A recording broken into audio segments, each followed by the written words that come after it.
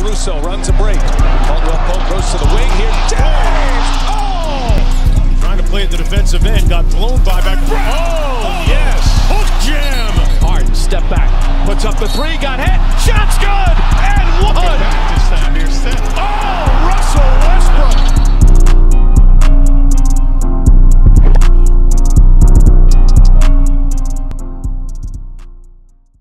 Russell Westbrook! What's up, everybody? I am back with a beard and that and all. It's been a while. You see me with that. Don't give me that look, George. I'm back, y'all, with another episode of TRE Ball. As the season has just restarted last week on December 22nd, wasn't able to give y'all a podcast last week, Christmas, and I've been working, some more hours at my job. But we're here today. We have with us today a frequent guest on this show. You've seen his face around, his annoying ass. George Bell, Destin Bell, BucketPatrol, as he now goes by, and on his new YouTube channel, where he talks about 2K League and 2K Sports, and he gives commentary on that, branching out into that world. BucketPatrol, welcome back to TRE Ball. What's popping? Glad to be back all the way from ATX. 1,000 miles away, but still providing the best takes of any guest he has on the show. Well, you are one of the only few guests I have on this show. I only allow people on this show who actually have good basketball knowledge, and you, of course, a knowledge of which I respect, and which you actually, like I said, branching off into the 2K Sports and becoming a commentator and becoming a president in that field, that has more legitimacy to your name and to what you speak on. So, of course, I had to bring you on this show. Glad to be here, my man. Let's get into it. Well, before we get into it, I want you to go ahead and take a little minute, talk to us about you and your new YouTube channel, what you got going on over at BucketPatrol YouTube channel. Yeah, for sure. So a while back during quarantine, I got connected to some esports stuff at University of Kentucky and with a company called Gen G. Long story short, I was in quarantine, I was bored and I was broke, and they asked me to do some commentating, casting stuff, and I figured, sure, why not? A couple months later, it turned into them giving me some different brand deals with Old Spice, Procter & Gamble, and a lot of different cool opportunities. And I figured there's an opportunity here. And even though I never really got to live my NBA dream, I've been vicariously living it through my career in 2K.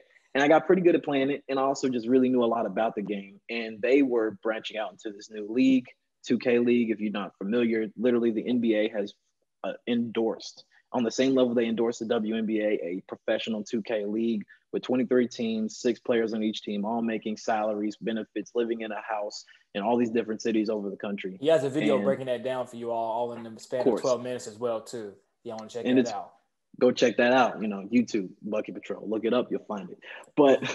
But anyway, they just got this team, and they're based in Shanghai. They're actually the only non-American based team in the entire league. Except, actually, I think for the Toronto Raptors, but still. But China, that's Canada, North America. Very different. Yeah, it is North America. China, Canada, very different. Both start with a C, very different, very far apart. And so they were looking for somebody to help them branch into that. And long story short, they endorsed me. They gave me a lot of opportunities around getting FaceTime with the league, players, and brand partnerships and endorsements. And that's culminated in me starting this YouTube channel and creating content. So if you have any interest in the 2K League, or even if you don't, and you're interested in just knowing what the hell I'm talking about, and even if you're not interested in that and just want to laugh and waste 12 minutes, I'm your guy. So check it out. Y'all be sure to go check out his YouTube channel, man. He surpassed, I think you just got, 1,000 subscribers? Oh, nah. 100. We got we got like 100, 140 right now. But hey, I'll take it. We gotta start somewhere. Baby steps. Man's got more subscribers than me. Hey, shout out to you. He's really putting in the work to do this for 2K Esports and 2K League. Proud of you branching out. I know it's something that you always wanted to do in terms of just commentating, creating video and content, especially around basketball. Because like you said, like myself, my NBA dreams, it would be come true anytime soon. So luckily I had to get the gab to go ahead and talk about it and the will to, want to start my own podcast. So now enough of that. You're doing a great job. Let's get to it. Man. Let's get to it. Let's talk about your Lakers, man. Y'all coming off a championship. Y'all won about 80 days ago in October. Kobe right there. I know you got more Kobe stuff in there right behind. Oh yeah, I know you see in my top left. I got this little mini Kobe shrine right here. Oh yeah, I see. Oh yeah. And Oh yeah, very cultured. that's just a little sample size of the Lakers stuff you have. But speaking of your Lakers, y'all coming off a title y'all just won in October. LeBron and AD playing every game so far, but y'all standing at 2-2. You got some new additions to the team. Y'all got Dennis Schroeder to replace Rajon Rondo. You got Montrezl Harrell to replace essentially, Dwight Howard and JaVale McGee, who y'all both let go. JaVale, y'all traded to Cleveland. Dwight, he went to Philadelphia to become a backup for Joel Embiid. You picked up Marc Gasol as well. Wesley Matthews, who those two haven't been doing as much as Schroeder and Hill have been producing as much on the offensive end with their pick and roll. But y'all have what seems to be a more beefed up and younger version of a roster. What have you seen? Y'all lost to the Clippers on Christmas, as I predicted. Y'all lost to the Trailblazers. They beat us last year too, so I ain't worried about it. Worked out for us pretty good. And y'all lost to the Trailblazers too recently. Derrick Jones, everybody keep playing those highlights of him blocking LeBron in the third quarter and the fourth quarter. One of them was a 2-hand block. So that was kind of crazy. But so where do you see your Lakers at right now? And obviously, I ain't gonna say what's the expectations, because I know you being a Laker diehard, championship is the expectation this year, and many picking y'all to win a championship this year. I'm not. It's likely. I ain't counting y'all out. I ain't counting you out. Like, I see y'all going far, but I ain't gonna just write it down in the book saying you're gonna get it. But didn't last year either. I did not. Nope. Not everybody did either. I mean, y'all was in the top contention last year, but people had the Clippers win the championship more than Lakers. But now, as we saw, the turn of events, what happened? Hindsight's 2020, ain't it? It is just like the year, ain't it? Anyway. But speaking on my Lakers though, I'm not really worried about it. I mean, the way I see it, it's that early season gelling. We got a lot of new pieces. Rondo got swapped in for Dennis Schroeder. Schroeder's a much different point guard. He's more of a shoot first, pass later kind of guy. Rondo has made a career of being that guy who will average more assists than points, who really initiates the offense for his team. Montrez is an interesting player because he's more of a hustle kind of a guy. He's not very tactical. He doesn't offer that same big presence as Dwight does off the bench. And then Marc Gasol, let's be honest, Marc Gasol's security number is probably single digits. He's an old man. He's a pretty old man. And he's not very mobile. He's not really the same kind of athlete and jumper and lateral quickness kind of a guy like JaVale McGee and Dwight Howard. And that's just different for the Lakers and the tempo that we like to run and just generally what we did last year. With that in mind, though, I'm not really worried about it. This happens with almost every LeBron team. I think we got spoiled a little bit by last year because that's pretty much the first time that LeBron had a new team, at least in new in sense of a lot of moving pieces, because AD came, Brandon Ingram, Josh Harden, all those guys were gone, and a lot of new pieces in free agency and whatnot that came. And I think you got to recognize that these teams take time to build. Outside of last year, all of LeBron's teams started slow. They started out about 500-ish about the first 10 to 15 games. And then they figured out they gel. And by playoff time, they're a high-octane offense, defense, and just overall well-initiated, optimized team. I think that with some good coaching, with some more reps, and then also you got to think, like, these dudes literally just roll out of bed after winning a championship the night before, basically. Like, they need to take some time to get acclimated, get their bodies right, and they're coasting. They're not coasting. I'm actually kind of surprised that LeBron and AD are playing as much as they are right now.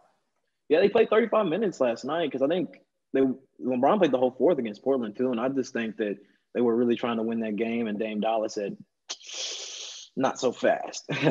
but as he's known to do. But either way, I'm not too concerned about it. I think, like I said, Lakers in 5 against anybody they play. In the championship. And they'll come together. In the championship, in the semifinals, in the Western Conference Finals, in the regular season, in whatever. Lakers in the regular season. I don't think they played any team more than 4 times in the regular season. But if they did, Lakers in 5. So, speaking on y'all team, and you said this man's name. He actually turned 36 today. King James himself, who just captured his 4th title, with the Lakers. And he won his third finals MVP, being the first ever to do it on 3 separate teams who many thought, like myself, was going to be Kawhi first. But it turned out to be LeBron. What a career this man has had. From being, coming from St. Mary, St. Vincent High School, from Akron, Ohio, and through the draft in 2003 to carry on his legacy and his career that this man has had. Pretty much I have not one blemish on his career, in terms of like any personal problems outside. You know, many people point to the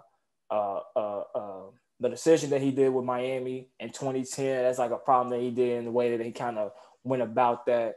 But just the career this man has had, just being completely dominant, arguably one of the best players in the game. To me, he's the second best player ever to play the game.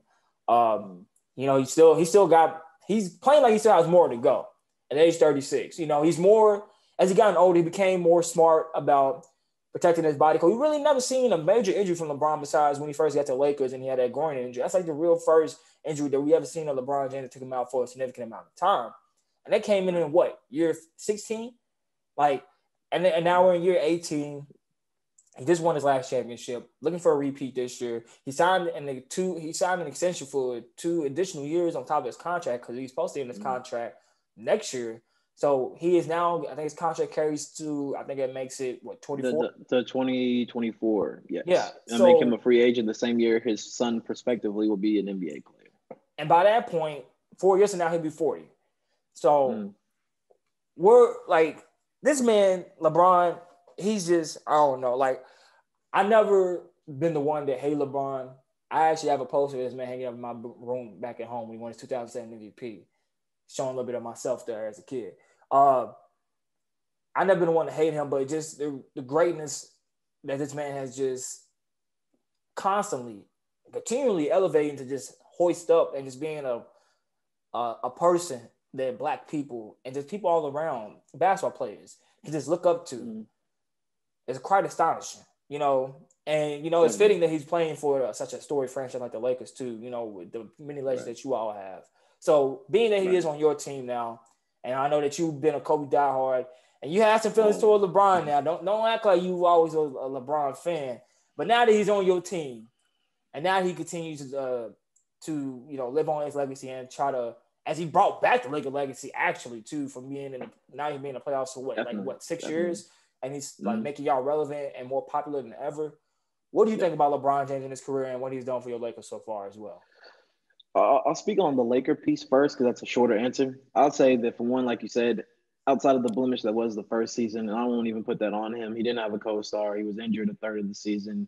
Yeah. And that was like a Laker blooper reel more than a season. So I don't even want to talk about that first year. But last year, like I said, we hadn't been in the playoffs in 7 years. And I've been a Laker fan since 2010. And I got there at the height, and I was there for the long valley. I remember we were starting Wayne Ellington, Jordan Clarkson, Robert Sacre. Like, oh, my gosh. And I would watch those games. I remember, oh, my God. Ryan Kelly. Oh, my God. And I remember those years. And I remember last year was the first year that I could genuinely be a Laker fan and be proud. Because I was proud at first when LeBron signed. And then that turned into – oh, I remember that. It turned into mild disappointment, to say the least. And what a joyous year that was. You were so happy when they signed him. But you know what's funny, though, Kendall, is that life works in reciprocals. You know, when there's great disappointment, there comes great achievement and accomplishment. And you wouldn't know that because you like all 29 teams, and yet somehow you never like the one that wins a championship. We're not going to talk about that. That's not what we're talking about. That could be a different segment. What I will say, though, is that LeBron's Laker legacy is definitely not – I mean, some people want to put him in the Mount Rushmore of Lakers. I mean, you got to think how many Lakers there are. Shaq, Kobe, Kareem, Jerry West. We could really go – Will, Elgin Baylor. I mean, come on, we could roll down the list. And as an individual talent, he's better than Magic, exactly. Like, as an individual talent, he's probably better than all of those guys. But in terms of a Laker, as a legacy as a Laker, he's not touching those guys. He'd have to win at least 2 more to even be in the top 5, in my opinion. So with that said, though, I'm going to interrupt just 1 second. Yeah, go ahead. If he wins the championship this year, and let's say throughout his contract, let's say he gets y'all close to the finals, is he a Laker great? He's already a Laker great. When you say Laker Mount great, Rushmore, you're talking like top 5. My fault. Mount Rushmore. No, he's not. No? Okay. No. Carry on. He's got to, to me, he's got to win 3. Because the way I see it, you got Kobe who won 5. You got Magic who won 5. You got Kareem who won 5. You got Shaq who won 3.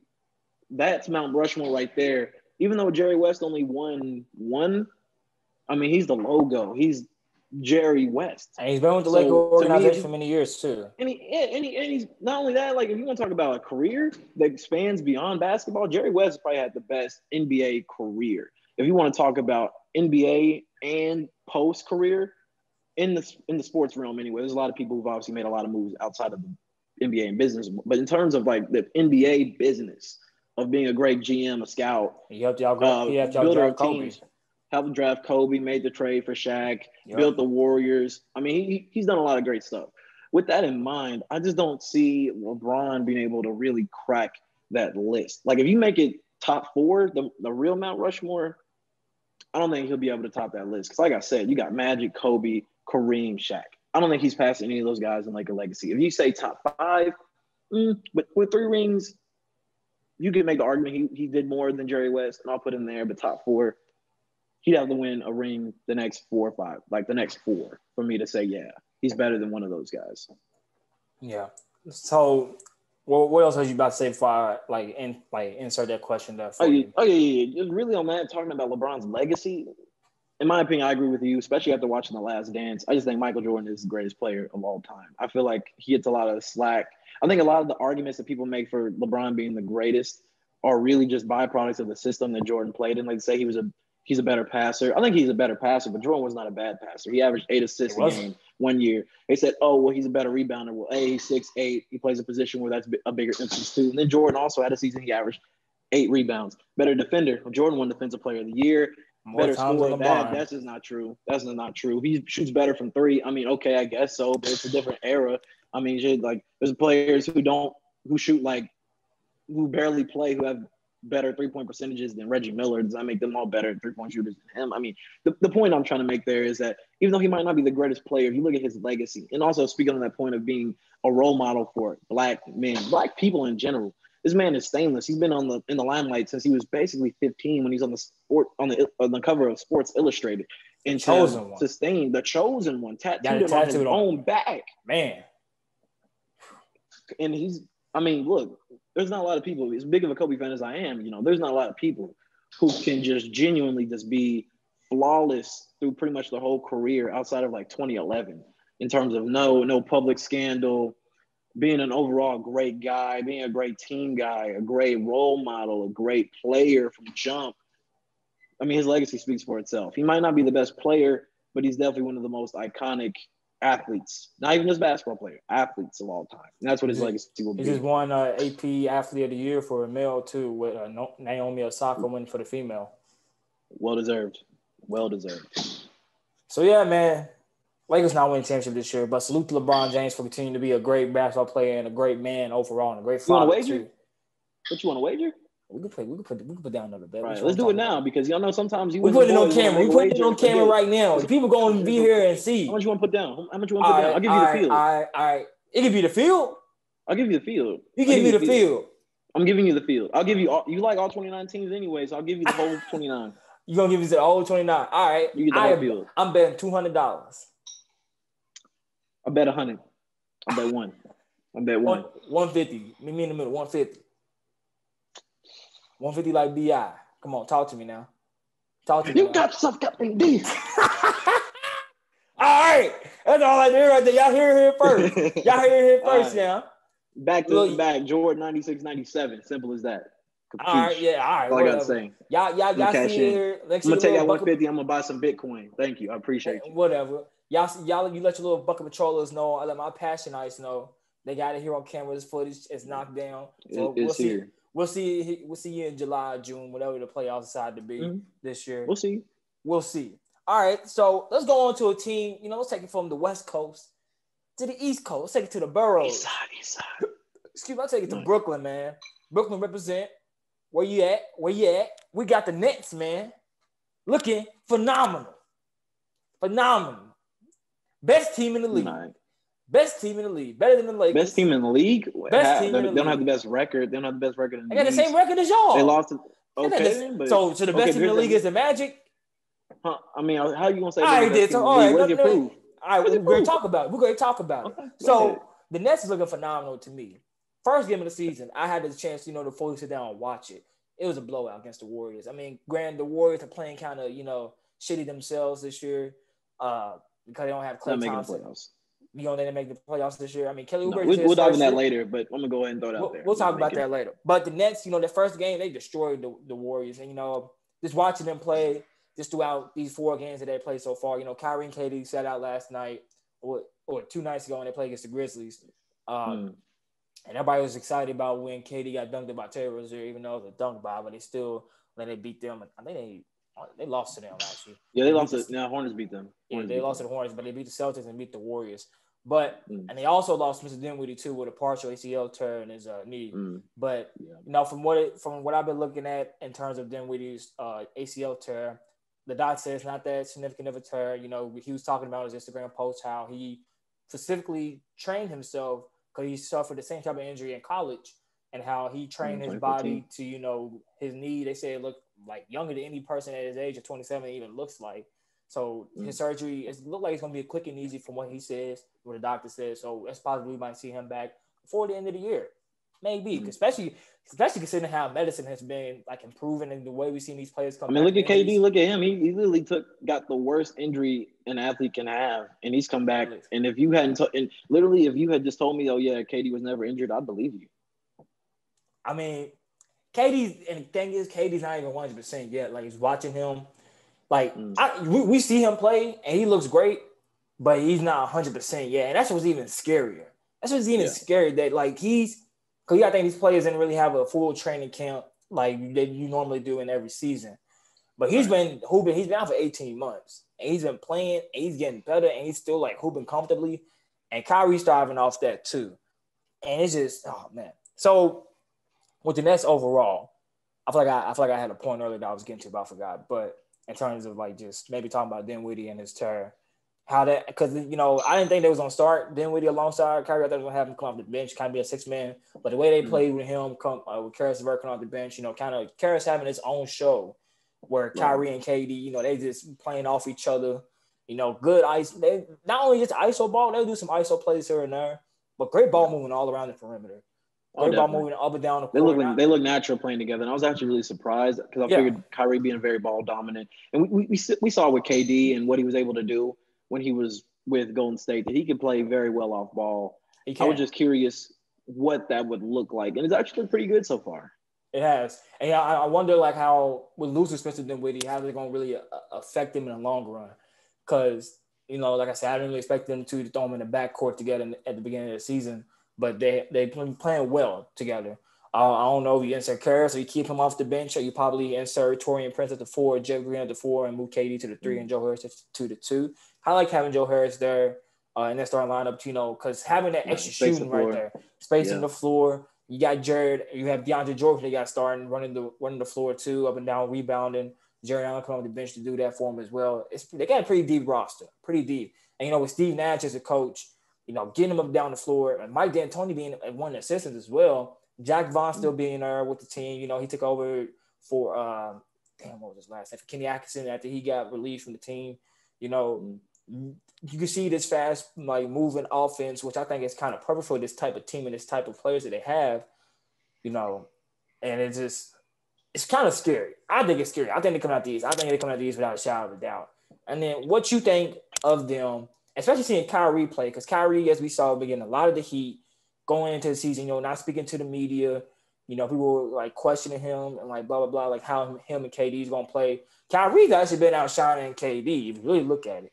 Because Kyrie is his bag. He's been his Louis Duffel. Louis Duffel, man. He's been turning it up. He's averaging 29.3 points. You know, I talked about it earlier, how stats don't really mean nothing to me this much at the beginning of the season. But, you know, just for reference sake, you know, he's averaging 29.3 points. His assist to turnover ratios are looking at 6-2. And, you know, KD's averaging 26.7 points with almost 2 steals a game.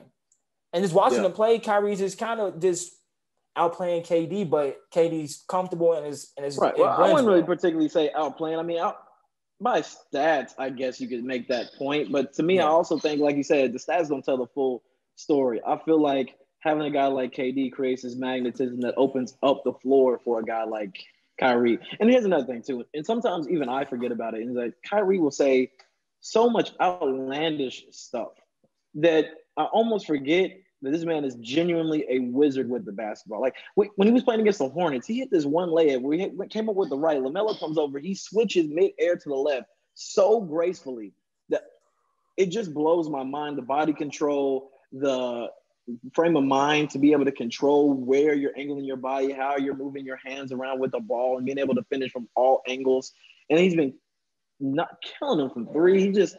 Look, they are the second best duo in the NBA right now. You know who I think is number one. And I think that they have a really good chance coming out the East. I'm not counting out the Bucks. They look really good. We'll talk about this later about what they did to Miami. I don't think they're going to play that well every game. But I'm not going to sleep on Giannis. I'm not going to sleep on the Bucks. But I definitely think that it's the Nets and the Bucks East.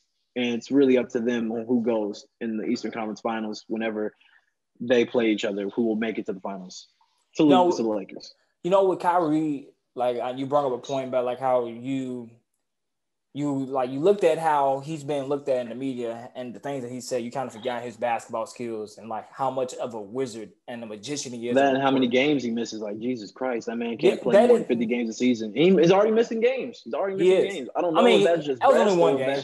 That's only one game. Him and KD both sat out. They only played 4. I mean, I get KD. He's coming off an Achilles injury, but I don't know. Kyrie's come off an injury too. Kyrie's always coming off an injury though. I just thinking it's something worth mentioning that his injury history is something that concerns me. Because when's the last time you really seen Kyrie play a full season? Like Cleveland? Boston. No, the first year of Boston. First year in Boston. No, he got hurt. Remember, because he got hurt at the end of the year. That's why at the end of the year. That was, but you talking about? You said when you played Boston. I'm talking about full season. Like I'm talking regular season playoffs. Like, how many players have you seen play the full season for real? Come on now. I'm not saying the whole game, but I'm saying this man consistently has an injury that makes him miss at least 20, 30 games every year. He's missed 20, 30 gains every year since. And it's funny you said that too, because when I was looking up his numbers earlier today, a stat pulled up that said, he's one of the only rookies to win Rookie of the Year. He only played 52 games his rookie year, and how many other Rookie of the Years have done it? I know Joel Embiid falls into one of those categories too. No, he didn't win. He lost to. No. Malcolm Brogdon won that year. Malcolm Brogdon, you're right. But that's a good thing. That's a good point you brought up because his injury is one of concern, especially with Dinwiddie out now too for most of the year. What kind of position does that put the team? I would think now, like, hopefully, I would try to say that, if he has KD there, maybe, some of that onus and that pressure that's usually put on him where he was with Boston when he's kind of that main guy. And I guess in Cleveland, he had LeBron too, and he was still getting hurt then. But I'm hoping that maybe, you can't really predict with injuries. Like, injuries is not anything you can't just predict. It's not something that makes me overly concerned. It's just something that I think could potentially play a part down the line. I mean, at the end of the day, the best ability, I don't care how good you can dribble, how good you can shoot, how great a defense you are. The best ability is availability. And if you ain't on the court, I don't really care how talented you are because you're not playing. So we'll see what turns into that. But, yeah. All that said, Spencer Dinwiddie, losing him for the season is a big loss. But I think between KD, Kevin Durant, and then Karis LeVert, who I think is a very talented player, he showed that in the playoffs. Even though they got swept by the Raptors, he showed me a lot. And he showed me a lot during the regular season, too, last year. So I think that he's a fine third piece. And they got a ton of role players. So I think the Nets will be fine. I think they are, too. And, I think they are fine because we – been hearing about Karis LeVert, Dinwiddie, and Jared Allen, other players on the team, in trade talks as I transition into the next topic about James Harden. And, watching this team play, I really don't even think they need James Harden. I think what they have is enough to win the championship. Definitely. Too many chefs in the kitchen. It's too many chefs in the kitchen. That's why I said earlier about with Karis LeVert coming off the bench, I think that's perfect. Like, so just think about it when you're throwing away. If you just trade away Dinwiddie or Karis, like, so you're going to have James Harden to start. And just like I said, watching Kyrie and KD, bounce off each other. Kyrie playing, we seen Kyrie play on, like, so far, some of the best basketball we ever seen him play in a while. So far. Oh yeah.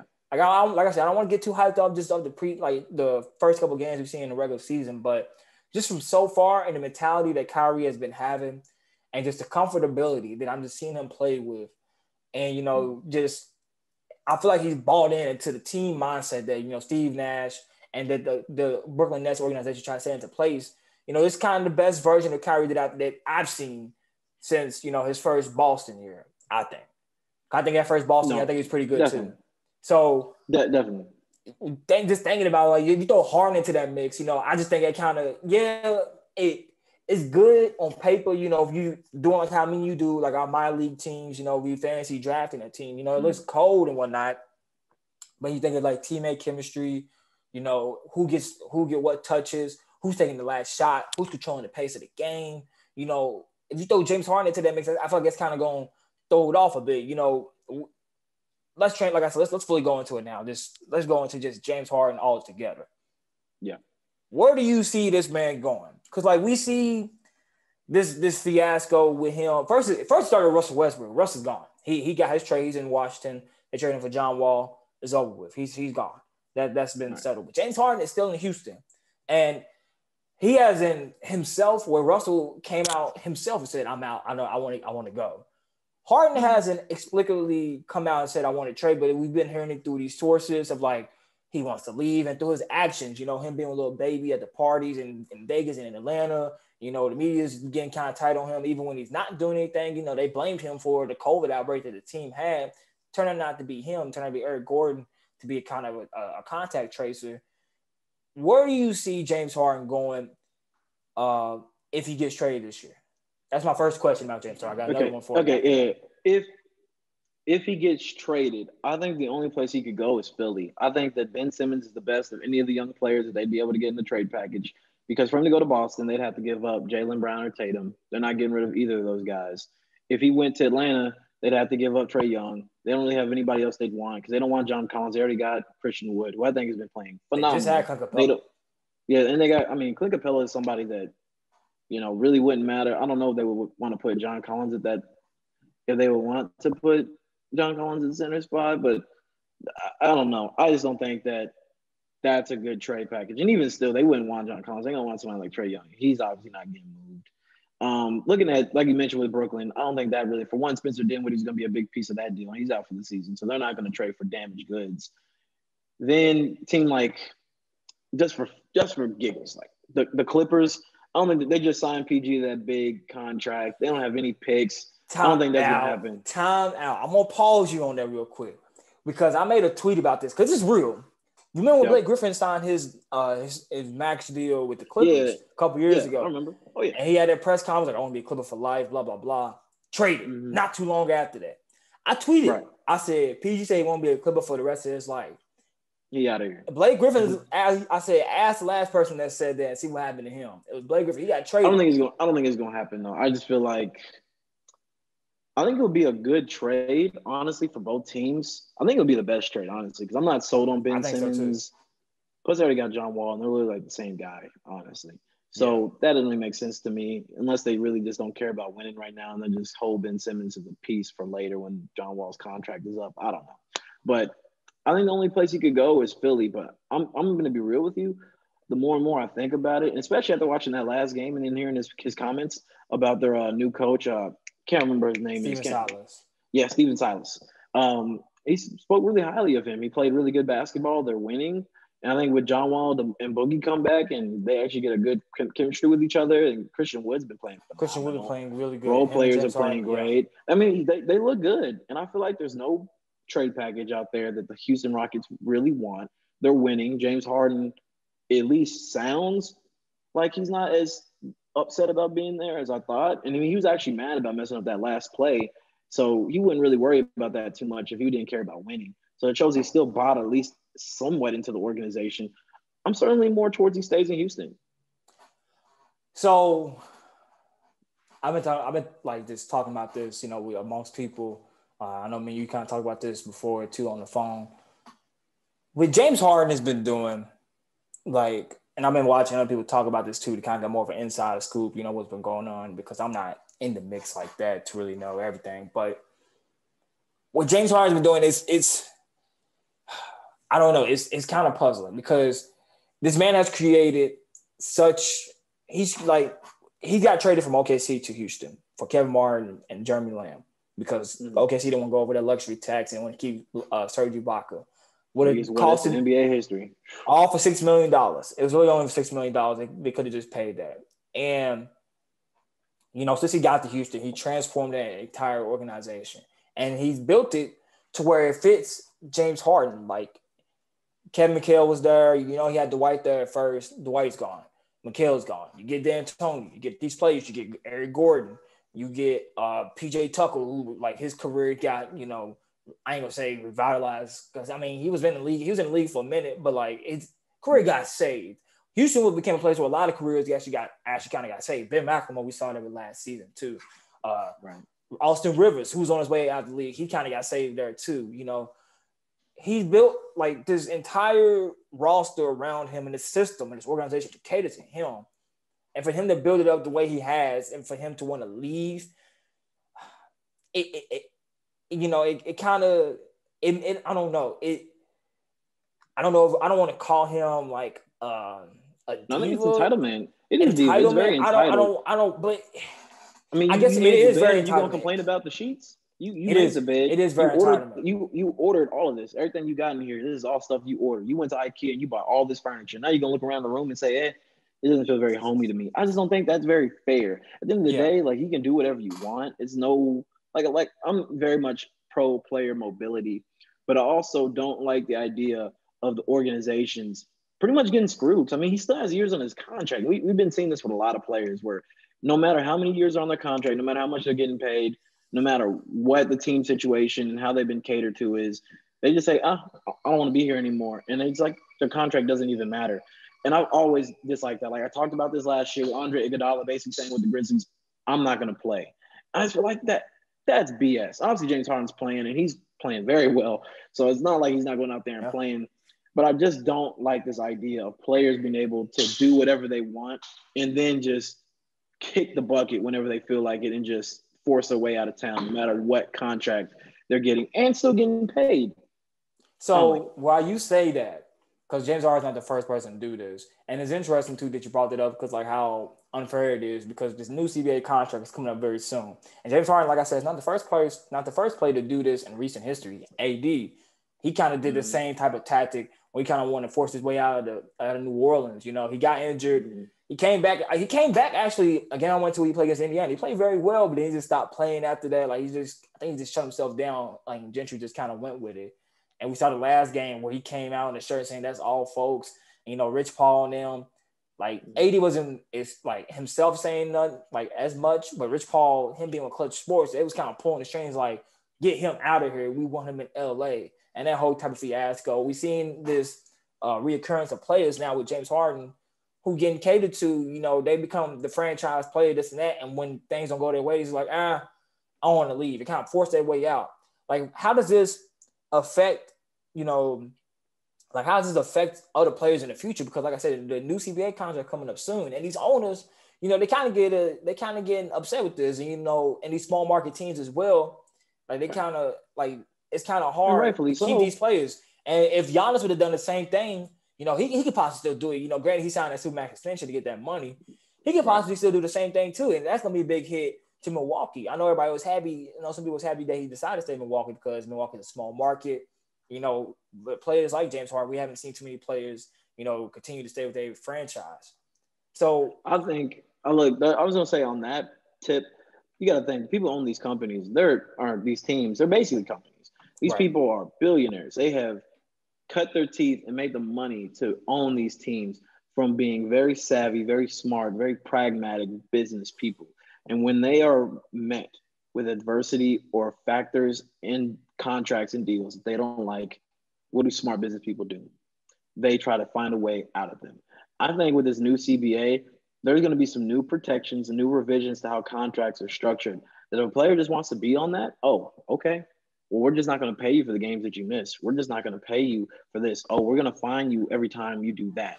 And it's going to get to a point where players can do what they want, but they will be met with consequences. Like my thing is right now, I don't really care. You can do whatever you want. I think James Harden going to the club with no mask and then exposing his entire team to the point that they couldn't even play a game because nobody was eligible to play. That wasn't his fault. I just told you that wasn't his fault. He wasn't the contract trade. He wasn't the contact trace. It was Eric Gordon.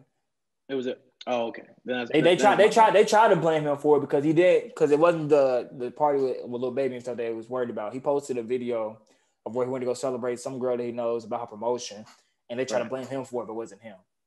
Okay. Okay. In that case, I apologize. That's my bad. But outside of stuff like that, you can do whatever you want, but you're gonna be penalized. Same way, you can choose not to come to work today, but you're not gonna get your check left for an 8-hour shift that you didn't work. As long as that happens, I'm cool with it. If you're willing to sacrifice your paycheck, you can do whatever you want. It's your world. Yeah, and with James Harden, kind of forcing his way out or trying to force his way out, kind of subliminally, not answering questions with the media. It's interesting to see. I have no say in this because I was a Rockets fan, but that's because Russell was there. I'm following Russell. I don't know how I'm feeling about the Wizards. 29 but, teams. Hey, shut up. My real team's the Pacers. We doing all right. We lost to Boston last night. We 3-1. It's whatever. But, Daryl Morey coming, I was going to speak on tampering a little bit. He just got fined $50K for him tweeting out how James Harden just passed the all-time assist leaders with the Houston Rockets. And, talking about how he wanted to go with Philly and that deal from Ben Simmons. I don't see that as the best deal. I think there is no best deal. The best deal for the Houston Rockets is to keep James Harden. You're wrong. So there's two teams you didn't really mention that's kind of been tossed around as much too, Portland and Denver. So with Denver, you get rid of Gary Harris, Michael Porter Jr., throwing some picks.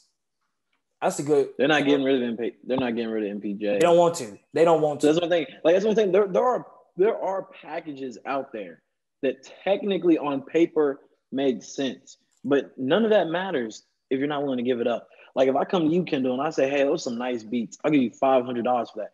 That's a good deal, but it only works if you want to sell the beats. So my thing is, the Boston Celtics, that'd be a good package if they gave up Jaylen Brown and Tatum or something like that. But will they? No. Atlanta would be a good package if they gave up Trae Young. Will they? No. New York Nuggets, so they give up UAG. What about Portland? No. What about Portland getting CJ McCollum? CJ McCollum is 30. Wait, come on. CJ McCollum is 30. He is a fringe all-star. How old is he? 30. He's 20. He has to be 28. He's younger than Damian. Damian just turned 30. He's basically so he's in that era. He's in that gray space of not being young, not being old. He's in his prime. CJ McCollum.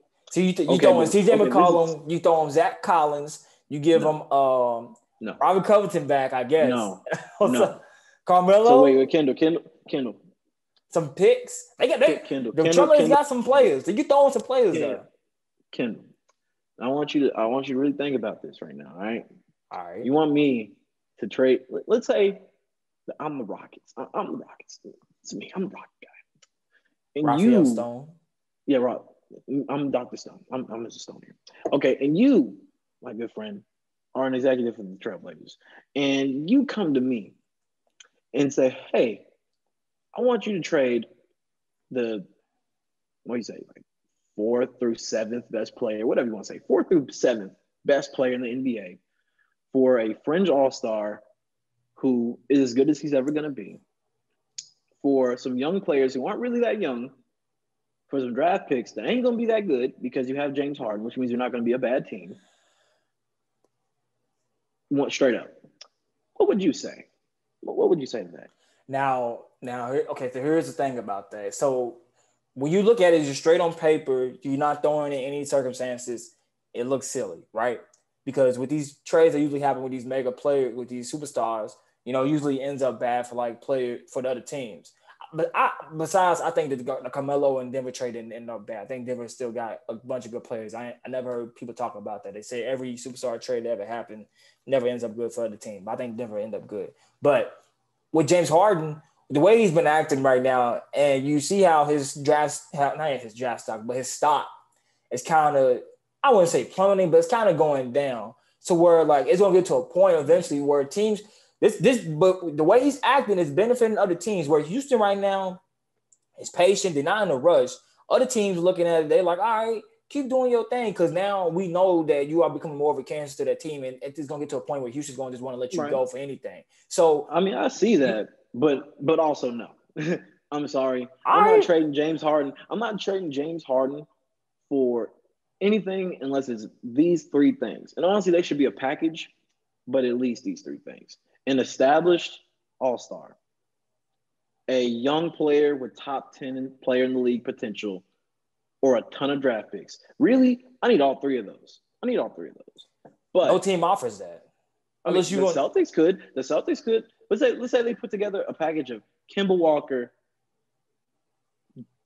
I mean, they're not going to trade Taylor. That's not happening. You only losing one player. They're not losing. But no. But imagine Kemba Walker, Jaylen Brown, and a ton of picks, and then maybe another role player thrown in there. I would take that deal. I would take that deal. They're not doing that. They're not. That's what I'm saying. Because nobody's doing all that for James Harden. I'm sorry, it's not going to happen. That's why I think he's going to stay in Houston for a while. He's not getting traded anytime soon. It'll be earliest deadline. Earliest. It won't be before that. James Harden might go down as one of those best players who won't win a championship. That's all right. It happens, people. He'll be there with Russ. All right. Anyways, you just want to throw that in there. So let's continue to get this going before you have to go. I know you're a busy man. So as we look at the teams, we kind of talk about some teams, here and there throughout the show so far. What are some teams that you're looking forward to the most this year? Oh, definitely the Hawks. Love watching the Hawks play. Trae Young is looking amazing. Yeah, then a lot of the young players look. John Collins look really good. Gallinari's look good. Rondo's playing his role. Gallinari has not come back yet. Cam Reddish and DeAndre Hunter. Oh no! It's not Gallinari. Who am I thinking about? Oh, geez. Bogdan. Bogdan. Yeah. Bogdanovich. It was one of them white European shooters. One of them. But they look really good. And I think they're still undefeated. I don't know if they lost last night because I know they played last night. I think they did lose. Yeah. So right now they are – oh, actually, they didn't lose. They're 3-0. My fault. Correction. They are still undefeated. Yeah. So, I mean, they look really good. Trae Young, Ice Trae, whatever you want to call him. Ice Trae? Yeah, that's what Skid call him. Little tiny little baby. Mighty Mouse. Mighty Mouse. Hey, Mighty Mouse. But, hey. I really enjoy watching them play. I think they have a lot of potential. I think they'll slide into like that 6-7 seed. I don't want to get caught up because it's the beginning of the season. So, but I really enjoy watching them play. I mentioned this before when we talked off the air, but I'm a big fan of the Suns. I think the addition of Chris Paul is just one of those things that raises the floor of your team so much. And they played very well last night against the Pelicans, blowing them out the water.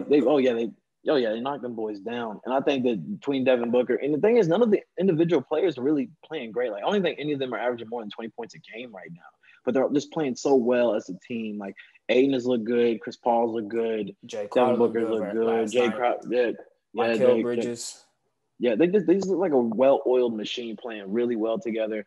And last team I'll mention, and this is more of just something I'm looking forward to versus what they're doing right now. But I think the Mavericks, once they get Kristaps Porzingis, are going to be. He's practicing now. He's back to practicing fully now. He's back to full contact practice, so he's coming back soon. Because I think Luka struggled a little bit so far earlier this season, just because defense has really been keying in on him. Like, they've heard that preseason MVP talk, and there's not a lot of other players for them to key in on. And kind of the same thing that's happened to Steph and Golden State. They're just hounding him. So when Porzingis comes back and he can finally offload some of that offense and get some of the pressure off of him, I think the Mavs are going to be a really interesting team to watch. So that's my top three of teams that I'm excited to look at. Obviously the Lakers, because, who wouldn't want to look at a champion? But those are the teams that I'm excited to look at that I usually wouldn't mention first come to mind, like the Suns, the Hawks. Yeah, I think those two teams, I'll throw them in as one of my most, looking forward to teams of this year so far. You weren't very high on the Suns, though. You weren't very high on the Suns. Don't let these people think that you were. Because when we was talking about like at least the Western Conference standings, and as I was going through these teams, I'm like, man, because everything looks sweet now with the Suns, but once these teams start rolling, like, where are these teams going to fall at? Because the West is still kind of stacked, I don't know. I guess with the Warriors, they're out. I guess they might be out again. I don't know. Kelly Oubre hit his first three last night. His first. How many games they played, Kendall? How many games they played? They played 4 games. How many threes he shot before that one he made? Oh, he went, I guess, 20 plus. 11. 20 plus. So, a lot. So he shot a lot of threes. So I guess I don't know if it's 20, but it's a lot. It has been a lot. It's more than one. I know you've seen that graphic that was circulating around of him and Andrew Wiggins swapping for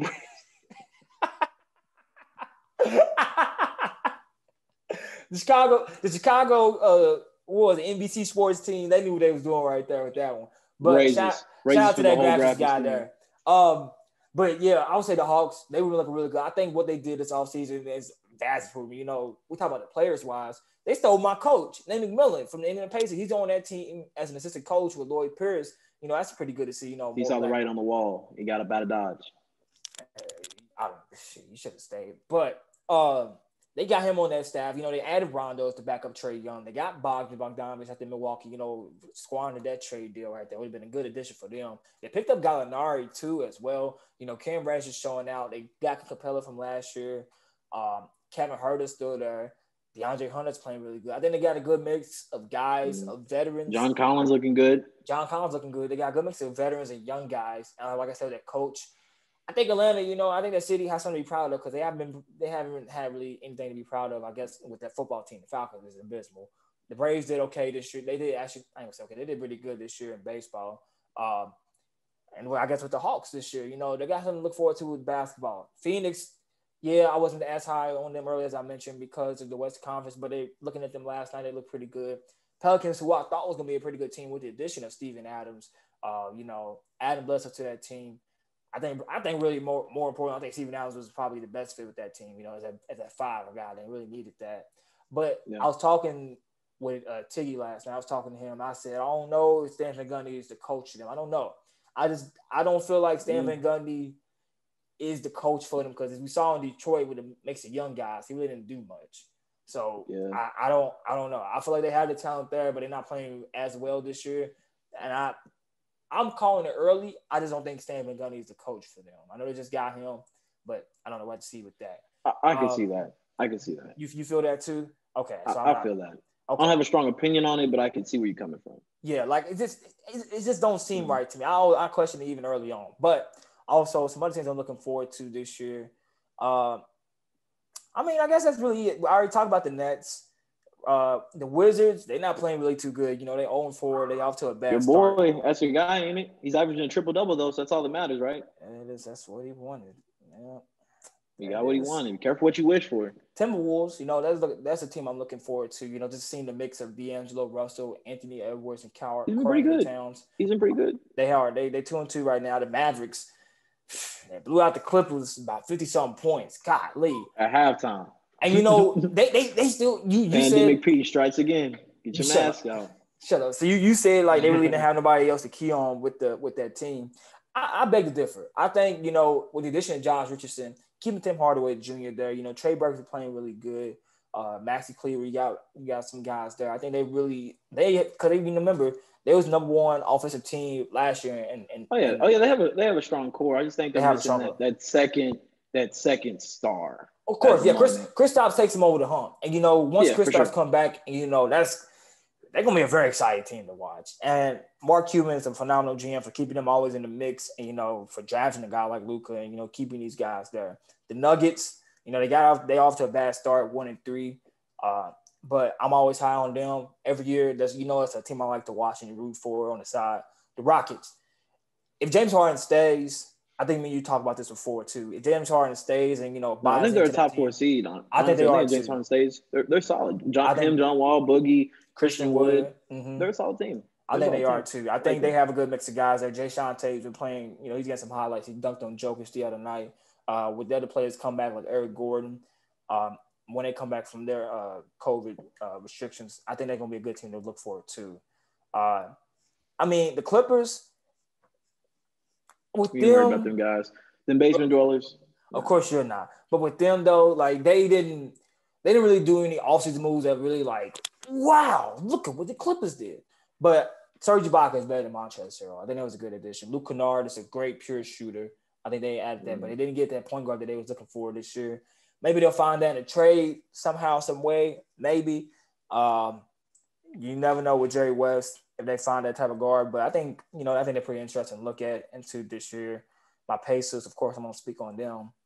I don't know what they're going to do this year, but that's what they usually do. Just be a mediocre team that exits in the first round. Okay, so let me ask you. So we talked about the Bucks earlier a little bit too. You know, last time they broke the record in NBA history for most threes in a game with 29. You know, they added some players to their team. They traded for Jrue Holiday. They got DJ Augustine. They got Bobby Portis now. Chris Middleton is still there. They lost Robin Lopez. They lost George Hill. They lost Eric Bledsoe. is Giannis and them boys going to do anything to make it out? I think that they're in the top two to me. I think it's very much I don't want to say it's a two-man race, but it feels like a two-man race with like a couple other teams slightly lagging behind that are dark horses in the race. I think it's Brooklyn and the Bucks all the way through. Maybe Philly gets their act together. Then maybe they make a trade for James Harden and that changes things. Maybe the Celtics do something that I'm not expecting. Maybe Miami makes another late push. Yeah. But they're all dark horses to me. To me, I think it's just the Bucks and the Nets conference to lose at this point. Yeah. Man, I would say this. Let the Bucks not make it past the second round this year. Let the Bucks not make it. Because now Giannis got his money. Giannis gonna get snatched up by ice. We can't have that man in the States no more playing like that. Because here's the thing though. Giannis got his money now. Now, okay, it'll be difficult, money wise to get him to a championship team if you already got two superstars there. But he's gonna be very unhappy if they don't even make it past second round this year. I mean, but if they don't make it, it's his fault though. I mean, unless he has a monster series and they still lose, I don't know why he could be mad at anybody but himself. I feel like that's the reason why he signed that contract, because it was on him. You didn't play well. You did not play well. And he becomes very predictable in the playoffs. You know what he's going to do. He likes to get out in transition and just run the floor. He's not really a good shooter. He's improved his shooting. I will give him credit. He's improved his shooting, continues to improve his shooting. His free throw shooting has gotten worse throughout the years. But, yeah, you're right. He has nobody but to blame himself. So we'll see where he goes with that. And, we mentioned the Warriors earlier. It's not really much to talk about with them. Who's to say what's going to go happen with them if Wiggins and Oubre get it together? I feel bad for Steph. I don't know if Draymond is back or not yet. Not yet. He's supposed to be back next week or two. I think. I know Damian Lee hit that shot against Chicago. He officially became Steph Curry's brother with that one. He got initiated into the Curry family. He been on the rocks. That was the one. That was the one that got him in. That was the one that got him in right there. That was the one that got him in. But man, they got off to 0-4 start, man. I don't know. I thought they'd be better than this. I thought they'd be better even without Clay. I know a guy that mentioned that the Warriors are not going to be very good. Here you go. And not only were they not going to be very good. So you said this even with Clay.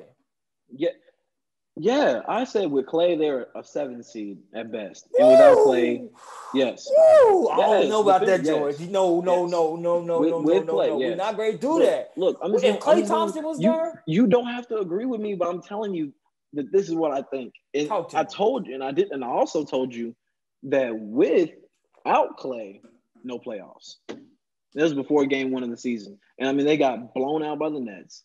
They got blown out. Who else they get blown out by? It's too many teams. The Bucks. They got blown out by the Bucks on Christmas. Yeah, they played the Bucks. They barely beat the Bulls, who are one of the worst teams in the league. So, I mean, I don't know what you want me to say. Bulls got all right. They got Billy Donovan as their coach now. They got some. I mean, they got an all right team, but are they a playoff team? In the East? Are they? I don't know. Okay, so they're not a playoff team. And they barely beat them. And the Bucks blown them out. The Nets blown them out.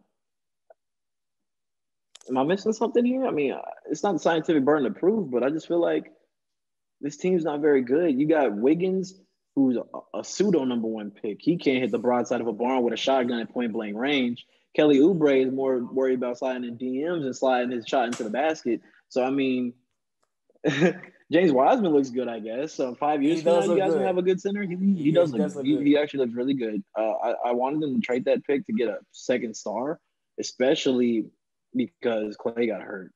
I already was thinking that before Clay got hurt, but especially after Clay got hurt. But at least he looks good. He's not going to help you win no games today, but I think 2-3 years down the line, he'll be a solid big. So I guess that's fine, but either way, I'm not surprised with what I'm seeing in the slightest. Oracle Bucket Patrol strikes again. So let's end this call, or this show, I should say, on a good note. Tied into you, who you are as a person, as a businessman yourself. I saw this yesterday.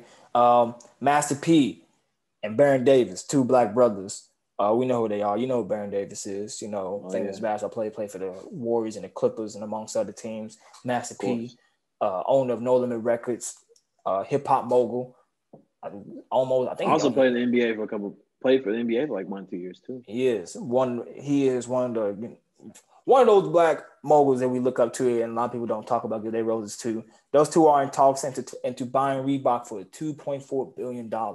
You know, as a businessman, what do you think this means for just black people in business and people who are looking to get into business with, you know, I guess not as much business experience as like a regular, I guess, blue collar college grad person who graduates with a business degree? Right. For one, just on the culture piece, I mean, hey, a major black owned brand like Reebok, you know, Reebok hasn't been the biggest darling in the shoe space or the clothing space, but just to be able to say that it's black owned, this major line, and they got acquired by Adidas back in 2005 for $3.3 billion. So now they're only going to be sold for, at least allegedly right now, the deal's obviously not finalized, but 2.4. It really makes you think, okay, you're buying this property and it needs to be turned around. And I think a guy like Master P and Baron Davis could be the catalyst of that change. Like looking back at Jay-Z when he did his partnerships with Adidas and the ability and then the sale volume increase that led for them. Then Jay-Z's really led the tip in a lot of these artists and entertainers moving into the space of business, at least on the major scale, because obviously Diddy was doing stuff like that and others were doing stuff like that. But he did some stuff with the Brooklyn Nets, helped them with the rebrand. And obviously that's something that I think is always going to be positive. Now, on the actual tip of the business side, I am not 100% sure that them buying it will be this messiah type of acquisition that will make Reebok a major player in the clothing and sneaker space. They want to make it more of a lifestyle brand. Me personally, I don't really like Reebok. So I don't know if them buying it will make me want to buy, but definitely if they make some good stuff, I will support. And I'm always here for black business in any aspect, especially when it's on a major scale like this. So, hey, I'm looking forward to it. I hope they actually get through with the deal. You know, just be able, you know, like you said, I haven't really wear Reeboks. And it's funny you said that. I just thought about the Rick Ross line from You Don't Even Know It when he said, I die over these Reeboks. You don't even know it. But, you know, some rappers, you know, they've been tired of Reeboks. I know Kendrick had his Cortezes with Reeboks. Was it Reeboks or was it Adidas? No, I think Kendrick was Adidas. Okay, it's Adidas. Okay, my fault. But, I'm you know, 100% sure, though. All right. So it's, you know, if this deal does go through, I think it'll be big for them. Looking forward to see, you know, I ain't going to shut it down immediately because, like you said, we don't really rock Reeboks in a while. I'm surprised they had that much money. Like, I knew Master P had bread. I didn't know Baron Davis bread like that. $2.4 billion. I guess they're probably sourcing that from some other investors. LPs. To actually put all the money for them. They're just like leading that acquisition. But that's a lot of cash. It is a lot of cash. So salute to them. You know, hopefully get that deal done and we'll see where that goes. But BucketPatrol Man, I done cut your time. I know you got some things to do, man. I appreciate you coming on the TRE Ball, and I appreciate all you all from listening and watching, depending on what platform you all are tuning in to. We'll be back. Appreciate you. You. Season is back. We'll have more shows to come to you now, especially since I'm graduated, so there is more time on my hands. Depending on if I ain't got to work as many hours in my job. But hey, we here now. BucketPatrol, George, I thank you once again. As always, my friend, always good to be on here and bring some good takes into the show. Of course. I'm looking forward to being back in the future. All righty. Y'all take care. Peace out.